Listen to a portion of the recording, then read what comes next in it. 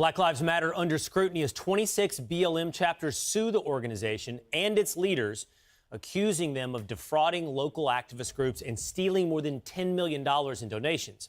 Back in April, we also learned BLM leaders bought a secret $6 million mansion in Southern California for, quote, safety.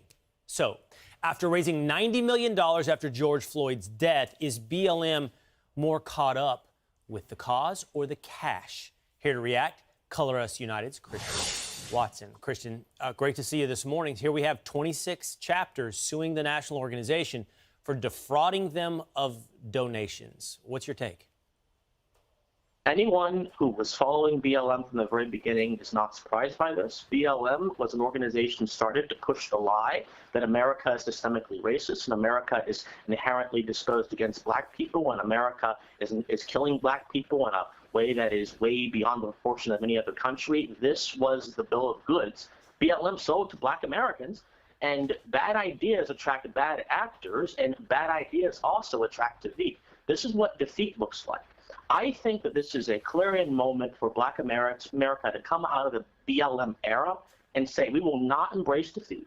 We will not embrace defeatism. We will embrace victory, victory that is inherent to the ideas that America was built upon. That's a vision elucidated by men like Booker T. Washington, by other black entrepreneurs throughout history who had much worse conditions than black Americans have today, who managed to turn lemons into lemonade. That's an idea that BLM rejected from its inception, but we have to get back to that idea in order to escape the effects of this very disappointing term.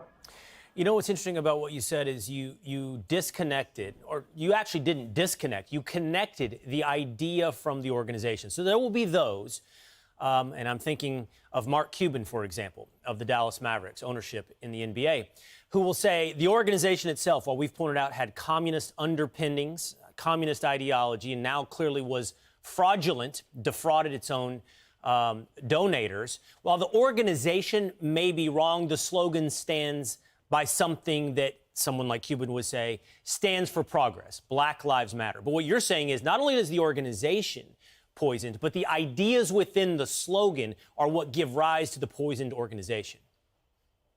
When you misplace value and you assign it to an attribute that I can't control, that's not valuable. Value has to do with I as an individual, not as a black man, but as an individual, and especially as an American, can control. That's how our founders got value. That's how people who created this great constitutional republic got value. But BLM assigned to a quality that you can't control, your skin color, and therefore put the emphasis on that. And people may say, well, Christian, it's because there are racial problems in America. Okay, if there are racial problems in America, and I'm certain there are, you don't address them by putting a bigger emphasis on race. You address them by de-emphasizing race, embracing colorblindness, and proceeding forth from that premise, not the bad premise, which was mixed together with Marxism that BLM was founded on. Hear, hear. What a beautiful message. You're exactly right. The idea that you can solve racism by doubling down with racism, that you can solve race obsession with more race obsession, is the poison at the beginning of this chalice. That's a great message. Look at each other as individuals through our actions and our merit. Thank you so much, Christian, for being on with us this morning. Have a nice day. Absolutely.